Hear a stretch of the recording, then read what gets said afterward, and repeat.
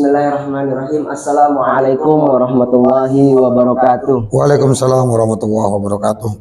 Alhamdulillahirrabbilalamin. Teman-teman semuanya, kembali lagi bersama kita himpunan mahasiswa Prodi Studi Akidah dan Filsafat Islam Universitas Islam Negeri Salatiga. Baik teman-teman, mungkin saya tidak sendirian pada saat ini. Saya ditemani oleh narasumber yang sangat luar biasa. Beliau merupakan pengasuh Pondok Pesantren Wali, yang dimana Pondok Pesantren Wali ini tidak hanya mengajarkan agama saja teman-teman. Karena di Pondok Pesantren Wali ini nanti ada yang namanya bisnis, ada yang namanya umroh. Nah, kita itu diajarkan tentang hal-hal seperti itu teman-teman. Nah, dan beliau merupakan pengasuhnya. Untuk itu beliau merupakan narasumber yang paling luar biasa, yang alhamdulillah berkenan hadir untuk memenuhi undangan podcast kita pada kali ini. Dan beliau juga termasuk salah satu 40 tokoh inspiratif di Jawa Tengah. Pada tanggal berapa Pak ya? Itu tahun 2023. Tahun 2023 barusan kemarin, beliau mendapatkan penganugerahan dari Jawa Tengah, termasuk salah satu 40 tokoh inspiratif di Jawa Tengah. Sungguh ini beliau sangat luar biasa ya. Nanti bisa kita serap ilmu-ilmu apa saja yang ada pada beliau, kita ambil semuanya gitu kan. Baik, beliau adalah Kiai Haji Anies Maftuhin LCMM. Mungkin terima kasih Pak Yai. Ya, sama-sama. Sudah sempat untuk menghadiri acara podcast kami pada kali ini. Alhamdulillah, terima kasih sama-sama juga. Gimana? Sebenarnya Pak Yai, sekarang itu kan kita mendekati bulan Ramadan ini Pak Yai. Tentu perihal tentang Ramadan ini sangat enak sekali kalau untuk kita bahas Pak Yai.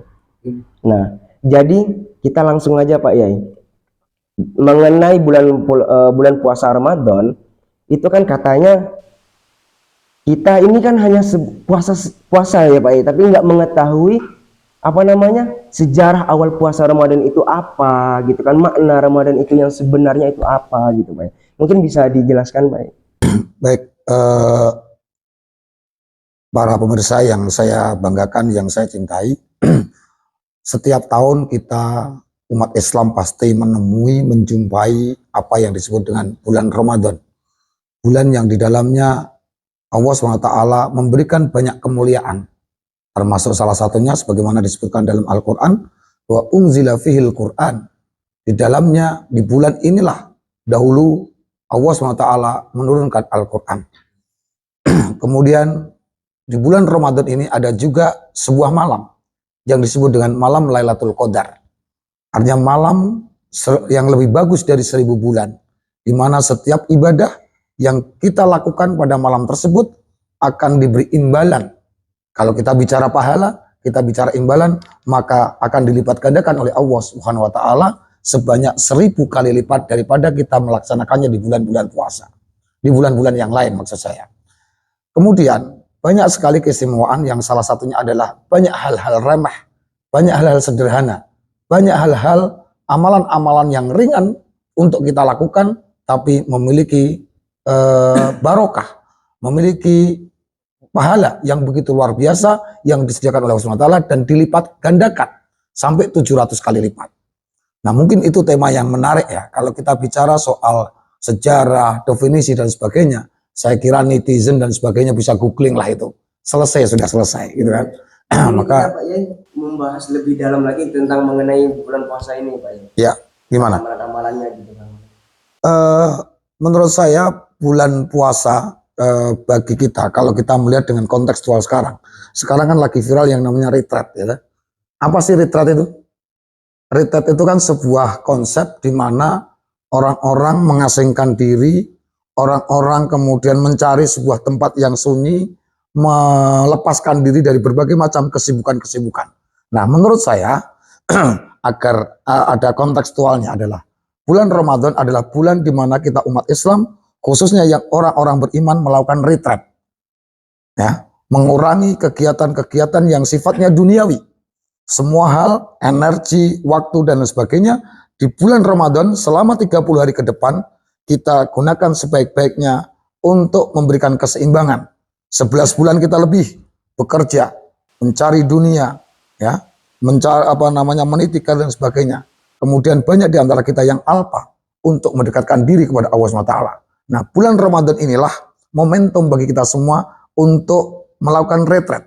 Kalau dalam bahasa literasi Islam, Ramadan juga sering disebut dengan madrasatun tarbawiyatun, madrasah pendidikan, madrasatun ilahiyatun, madrasah atau sekolah ketuhanan, di mana kita dididik oleh Allah SWT untuk mendisiplinkan diri, mendidik jiwa kita, mental kita, dan banyak hal dalam diri kita agar apa? Selesai Ramadan sebagaimana ditegaskan oleh Allah SWT dalam firman-Nya, ya ayyuhalladzina amanu kutiba alaikumusyamu kama kutiba alal ladzina min qablikum la'allakum tattaqun. Jadi outputnya itu nanti melalui proses kita bersekolah saat ini, ya. Ini nanti kita sebulan, selama sebulan ini kita melakukan pelatihan.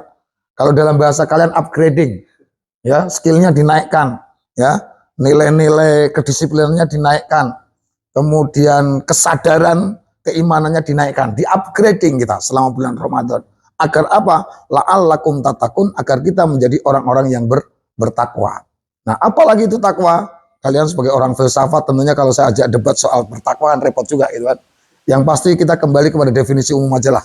Yalah, takwa adalah semakin kita takut kepada Allah SWT, ya, semakin kita patuh terhadap perintah-perintahnya, maka itu adalah ketakwaan yang secara lahiriah, dohiriah bisa kita raba, kita lihat dan kita rasakan dalam diri kita.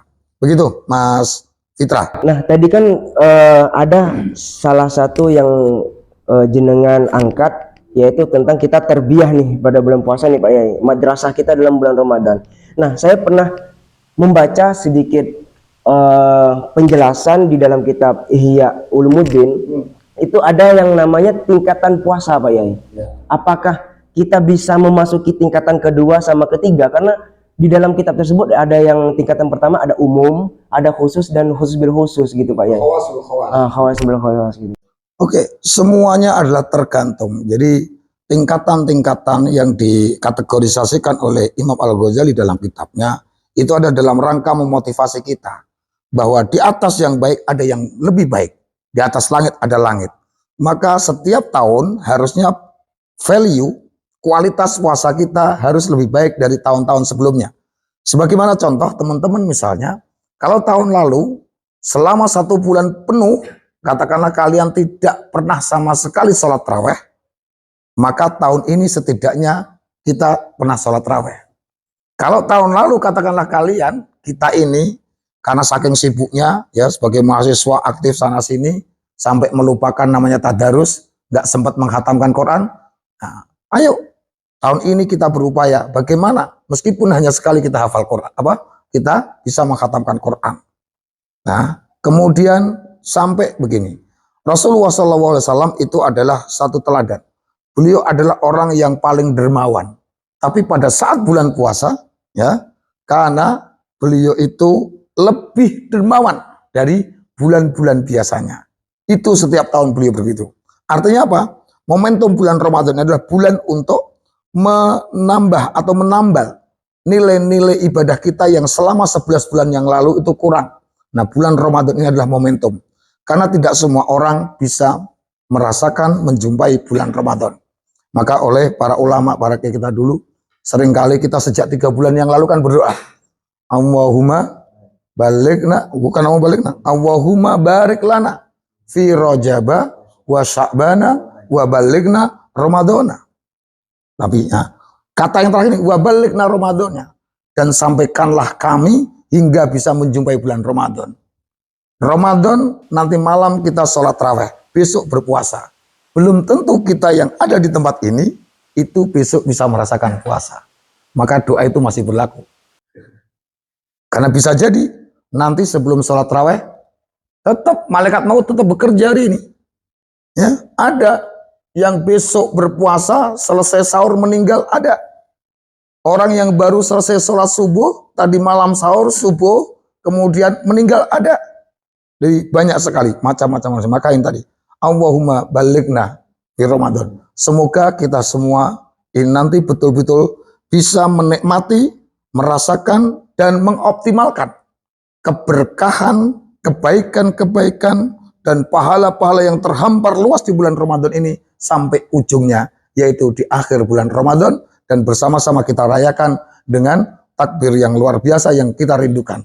Allahu Akbar, Allahu Akbar, Allahu Akbar, gitu kan? Itu. Semoga demikian.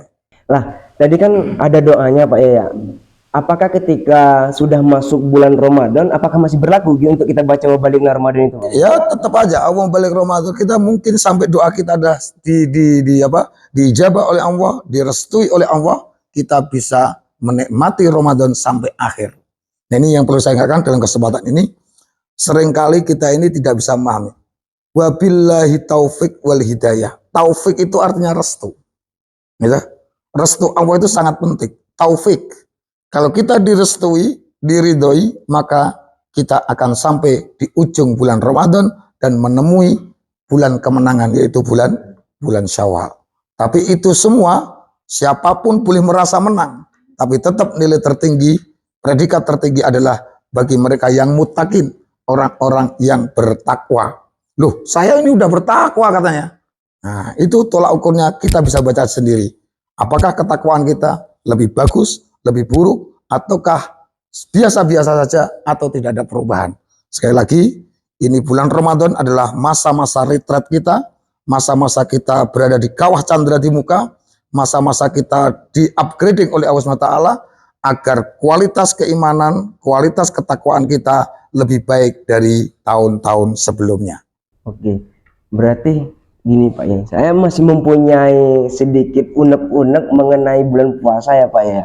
Tadi sudah panjang lebar jenengan menyampaikan, alhamdulillah semuanya sudah terjawab kalau dari pertanyaan-pertanyaan yang ada. Akan tapi ada sebuah fenomena yang mungkin sering terjadi pada saat ini Pak Yai. Yang katanya kita kan hanya puasa menahan lapar dan haus ini Pak Yai.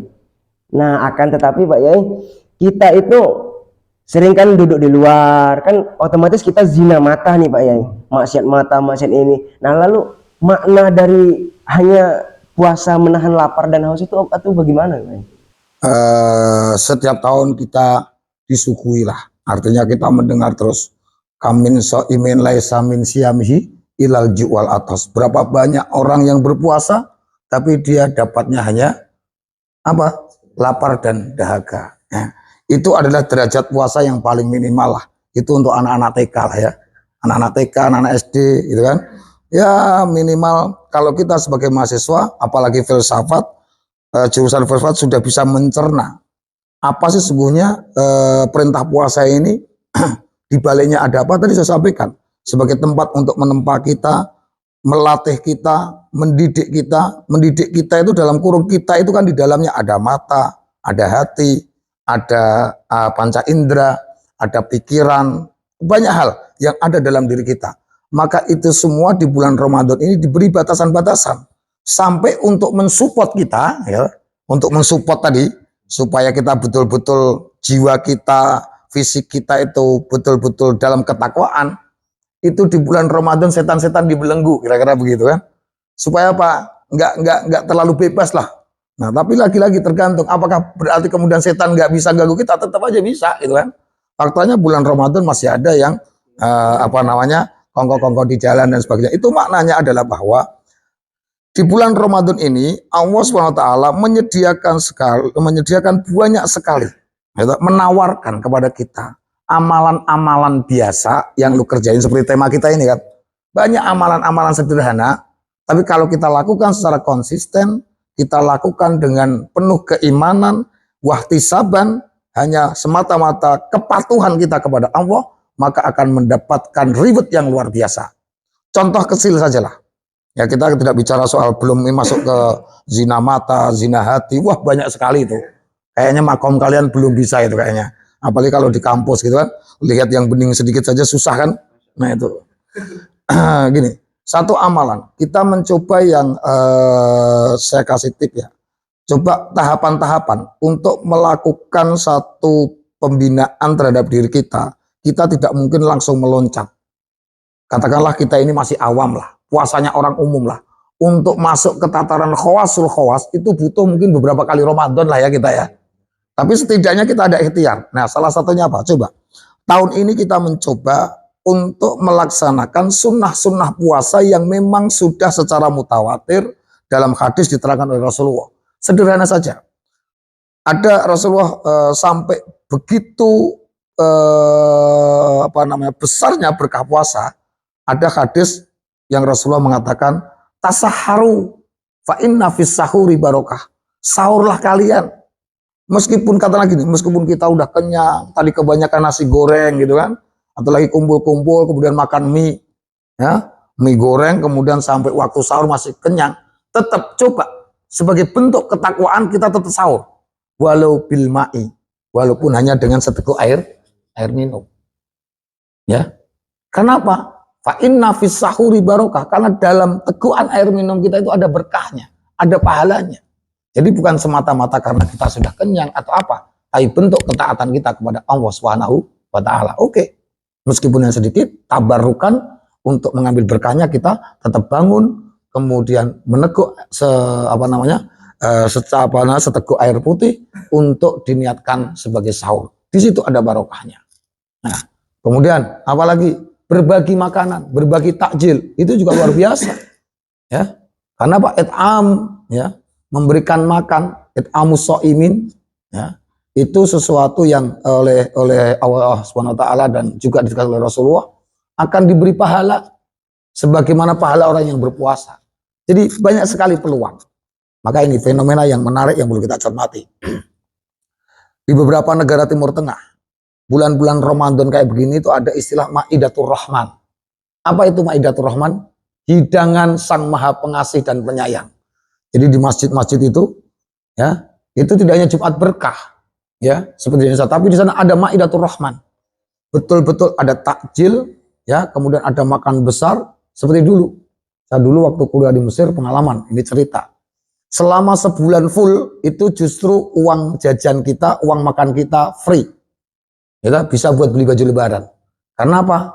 Kita tiap maghrib, itu apa? Kita pergi ke masjid.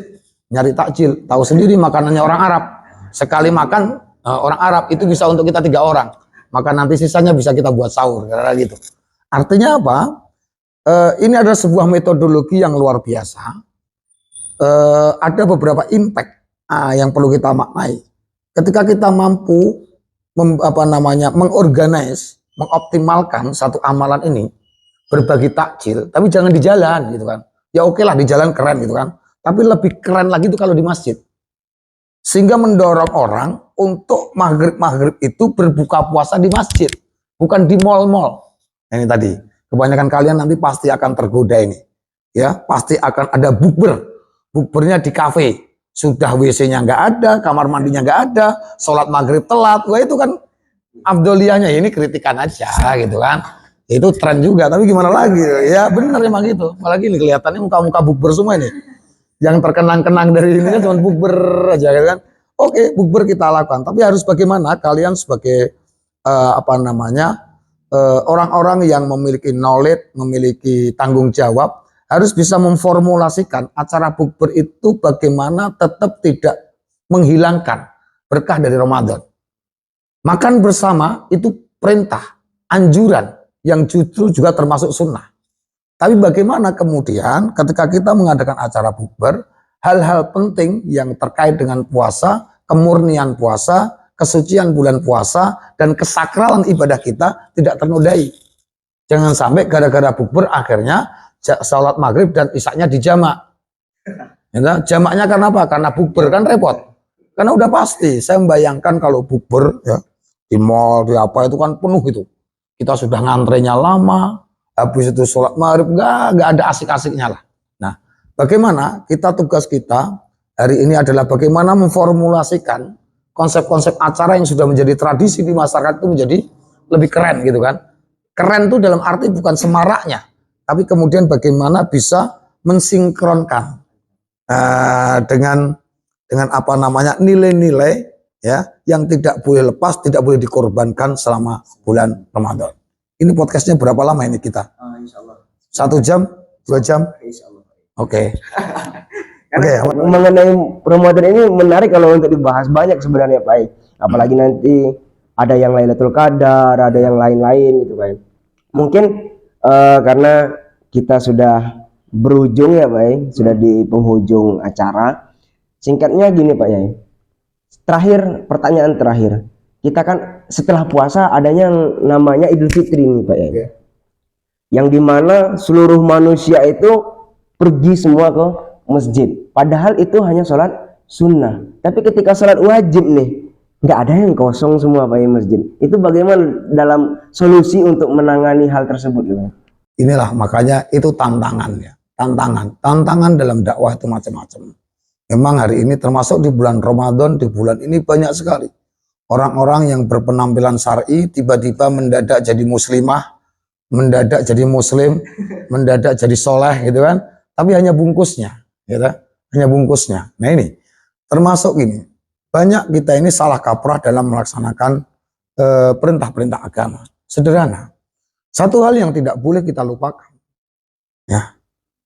Dalam rukun Islam itu yang wajib tidak hanya sholat, tidak hanya puasa, tapi ada yang namanya zakat. Fenomena yang perlu kita cermati, terutama teman-teman yang mahasiswa hari ini. Kita bicara fenomena zakat di Indonesia, itu rame-rame di bulan Ramadan. Padahal kalau kita bicara zakat mal, patokannya tidak hanya bulan Ramadan. Karena haul dan nisab, waktu itu tidak ditentukan oleh Ramadan, Syawal atau apapun.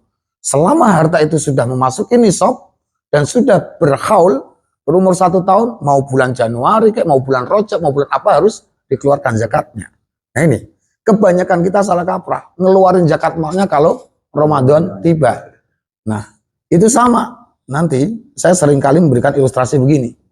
Orang membayar zakat mal, ya, ketika dia tidak tahu aturan waktunya, ya, tidak tahu apakah dia sudah wajib apa tidak. Kemudian ketika tiba-tiba masuk waktunya kok dia wajib belum bayar, maka yang kemarin itu belum dihitung melaksanakan. Sebagaimana gini, saya ibaratkan kalian karena berada di ujung dunia misalnya, nggak dengar apa namanya, nggak bisa mendengar apa-apalah kira-kira gitu. Atau kalian lagi camping di hutan, gitu. Kemudian jam 3 malam kalian bangun sholat, niatnya sholat subuh. Ternyata sejam kemudian baru dengar adzan subuh. Kira-kira kalian sholat lagi nggak? Ya harus sholat lah, kan belum. Kata tadi kan baru sholat sunnah. Nah, banyak kita ini di kebanyakan umat Islam juga begitu. Giliran sholat Idul Fitri tadi berbondong-bondong, rame-rame, bahkan ada yang sholat itu cuma setahun sekali waktu Idul Fitri. Jumatan nggak datang, tarawih nggak nongol gitu kan. Apalagi sholat 5 waktu. Nah ini memang fenomena yang menjadi tantangan generasi-generasi Muslim ke depan, tantangan para sarjana-sarjana Muslim. Bagaimana semakin kreatif memformulasikan metode dakwah, memformulasikan cara-cara kita mengajak, cara-cara kita mengorganis agar kegiatan-kegiatan keagamaan yang sifatnya wajib seperti sholat jamaah dan lain sebagainya itu kemudian menjadi menarik. Dan saya kira ide-ide itu ada di tangan-tangan anak-anak muda. Beda zaman maka akan beda penanganan, beda waktu maka akan beda dengan yang disebut dengan tata caranya. Itu kira-kira Mas Fitra yang bisa kita bahas. Ada lagi pertanyaan yang mungkin cukup itu acara kita pada kali ini Pak Yai. Mungkin ada closing statement dari Pak Yai untuk mengenai tentang bulan puasa Ramadan ini, bagaimana selayaknya kita sebagai umat Islam dalam melihat ya itu tadi kejadian-kejadian yang ada gitu, untuk lebih bisa menambah giroh untuk puasa itu kita lebih baik itu daripada bulan yang lalu gitu. Oke, baik. Satu hal yang perlu kita catat bahwa bulan Ramadan itu adalah bulan di mana kita diberi kesempatan selebar-lebarnya. Dibuka pintu surga seluas-luasnya. Maka kita ini seringkali dengan melimpahnya hal, dengan banyaknya fasilitas, ya, kadang-kadang kita malah menjadi lena. Ya. Banyak orang yang sukses di dunia ini bukan karena didukung oleh fasilitas, tapi dengan keterbatasan-keterbatasan. Artinya apa? Masih bulan Ramadan ini kita harus betul-betul bisa mengoptimalkan setiap waktu kita, setiap energi yang kita keluarkan, setiap pikiran yang kita keluarkan, setiap kata yang keluar dari mulut kita bernilai akhirat. Artinya punya manfaat. Jangan kita kemudian di bulan puasa ini banyak melakukan hal-hal yang kemudian buang-buang atau sia-sia. Contoh sederhana adalah ketika kita ngerumpi, ya, ngomongnya ngalor ngidul, gibahin teman dan lain sebagainya, nggak manfaat. Sesuatu yang tidak manfaat itu harus kita tinggalkan. Mencoba melatih diri kita berpikir, ya, bagaimana mengontrol tindakan tangan kita, mulut kita, apa yang keluar dari mulut kita, tenaga yang kita keluarkan, pikiran yang kita curahkan, apapun yang keluar dari diri kita adalah sesuatu yang membawa kebaikan. Karena apa? Di bulan Ramadan ini satu kebaikan bisa dilipat gandakan oleh Allah SWT. Nah, sekali lagi, mari kita gunakan momentum Ramadan ini untuk sekali lagi melatih semua hal yang diberikan oleh Allah SWT, ditempelkan dalam diri kita, akal kita, hati kita, panca indera kita, semuanya bisa betul-betul bermanfaat untuk diri kita, teman kita, keluarga kita, dan juga masyarakat banyak. Karena apa? Khairun nas anfa'uhum linnas. Inilah momentumnya. Terima kasih Mas Fitra atas undangannya. Semoga tahun depan kita masih bisa berdialog lagi dengan tema-tema yang lebih menarik, yang lebih bernas dan lebih menukik. Insya Allah.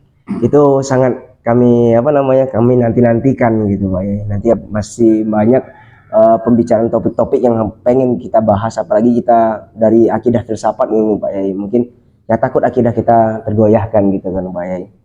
Mungkin itu permisal dari teman-teman ya apa yang disampaikan oleh Kiai Haji Anis Maftuhin LCMM. Mungkin bisa kita petik hikmah apa yang beliau sampaikan dari awal sampai akhir, sehingga apa yang disampaikan oleh beliau itu bisa menambah kita itu bisa menjadi baik lagi ke depannya.